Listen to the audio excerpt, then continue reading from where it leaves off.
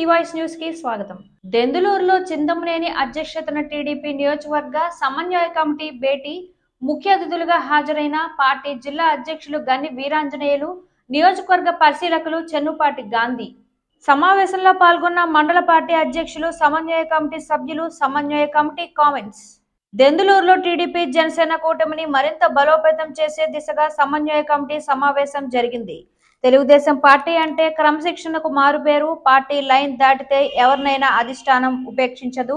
కనీసం సొంత గ్రామంలో కూడా మనుగడ లేని వ్యక్తులు, పార్టీలో సభ్యత్వం లేని వ్యక్తులు కలిసి సమన్వయ కమిటీ సమావేశం అంటూ తప్పుడు ప్రచారాలు చేస్తున్నారు. కార్లకు పెద్ద జెండాలు కట్టుకుని తిరిగినంత మాత్రాన ఎవరు పెద్ద నాయకులు అయిపోరు. ప్రతి కష్టంలో కార్యకర్తలకు అండగా నిలవాలి. దెందులూరులో టీడీపీ జనసేన కూటమి ప్రజల్లో బలంగా దూసుకుపోతుంది. కుప్పకూలిపోతున్న వైసీపీకి పరోక్షంగా సాయం చేసేలా కొందరు వ్యక్తుల చర్యలు. పార్టీ సీనియర్లే అనేక నెపంతో పార్టీకి గోతలు తీసేవారితో పార్టీకి నష్టం. దెందులూరులో టీడీపీ మొత్తం కలిసి సింగిల్ లైన్ సెటిల్మెంట్. చింతమనేని ప్రభాకర్మే మా నాయకుడు. టీడీపీ పార్టీ అంటే ఒక నిర్మాణాత్మక పార్టీ.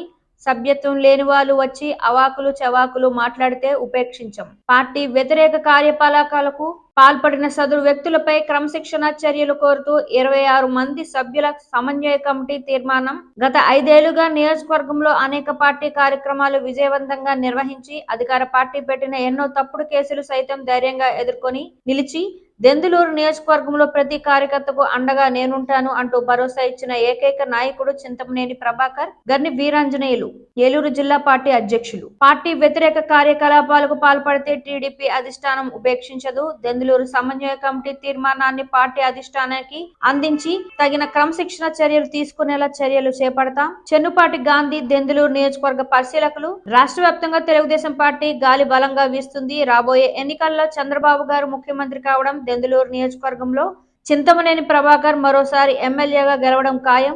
పార్టీ కార్మికుల అమలులో దెందులూరు నియోజకవర్గం రాష్ట్రంలోనే ఉన్నత స్థానంలో ఉంది.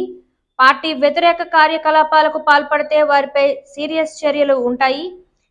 ఈ విషయంలో మండల పార్టీ, గ్రామ పార్టీ అధ్యక్షులు బాధ్యత తీసుకోవాలి. క్రమశిక్షణ ఎక్కడ ఎవరు ఉల్లంఘించినా సరే, ఇంత కూడా ఉపేక్షించినా రాబోయే రోజుల్లో అది పార్టీకి చాలా నష్టదాయకం. ఖచ్చితంగా మీ సమన్వయ కమిటీ మీటింగ్ లో నిన్న జరిగినటువంటి ఒక సంఘటన మీరంతా కూడా చర్చించి ఎవరైతే మరి పార్టీ వ్యతిరేక కార్యకలాపాలకు పాల్పడుతున్నారని చెప్పి మీరు ఒక నివేదిక ఇచ్చారో, ఈ నివేదికను అధిష్టానానికి పంపించి ఖచ్చితంగా వాళ్ళ దగ్గర అధిష్టానం యొక్క ఆదేశాల మేరకు వివరణ తీసుకుని ఖచ్చితంగా వారిపై క్రమశిక్షణ ఉల్లంఘన కింద చర్యలు తీసుకునే అవకాశాన్ని రాష్ట్ర పార్టీతో చర్చించి ఖచ్చితంగా నిర్ణయం తీసుకుంటామని. రాష్ట్రంలో తెలుగుదేశం పార్టీకి విపరీతమైనటువంటి గాలి వస్తుంది.